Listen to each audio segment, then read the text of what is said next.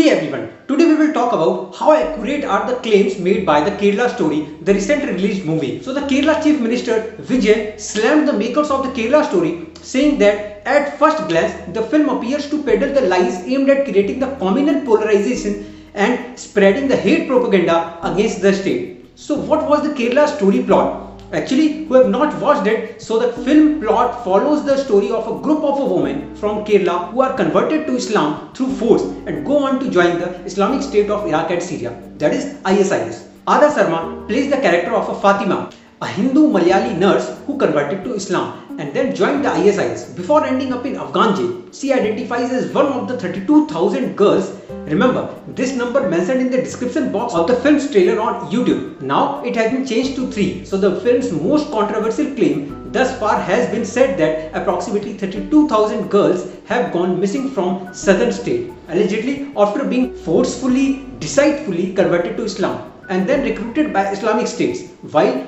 director Sudeep Sen has claimed that he has evidence for this claim. So far, he has not publicly said it. In an interview on the YouTube channel Festival of Bharat, Sen claims that in 2010, then Chief Minister Oommen Chandy tabled a report on the floor of Kerala Assembly that said every year approximately 2,800 to 3,200 girls being converted to Islam. Sen says in the interview, just calculate this number for 10 years and then it will give you the number ranging from 32,000 to 33,000 girls.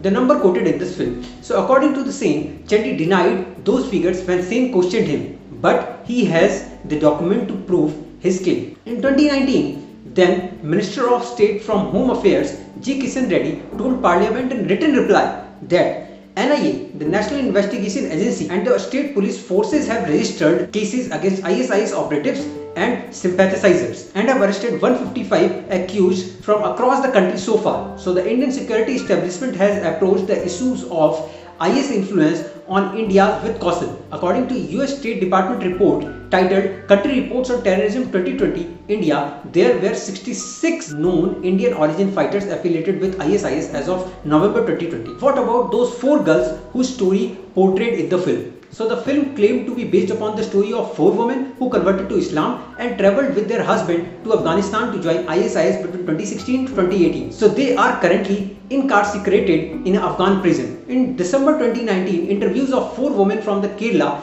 Nimisa alias Fatima, Mary Alisa Miriam, Sonia and Rafila were published under the title Khorasan Files, the journey of the Indian Islamic State widows by the website Start News Global. So the film uses the story of those 4 women to paint a larger picture of allegedly Islamic State recruited in Kerala. I hope you got an idea about the whole story. Thank you so much.